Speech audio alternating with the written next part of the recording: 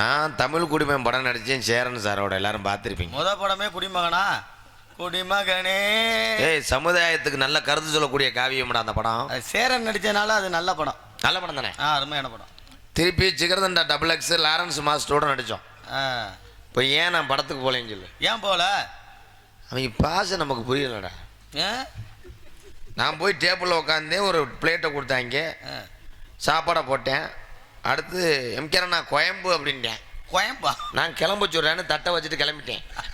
சரி. அவன் குழம்புக்குத்தேன் கோயம்புன்னு இருக்கேன். நான் கோயம்பு ஊத்தவன் நான் சொல்கிறேன், பார்த்தா அவங்க பாஷை. ஆனால் எத்தனை திரைக்காவியத்தில் நடித்தாலும் திரைப்பட துறையை காப்பாற்ற எத்தனை நடிகர்கள் ஆர்வத்தோடு வரலாம். இளைஞர்லாம் சுற்றி கொண்டு இருக்கிறாங்களே இங்கே ஏவிஎம் ஸ்டூடியோ அந்த பகுதியில் வடபழனியில்.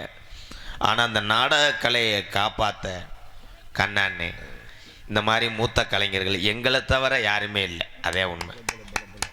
சரிதானே?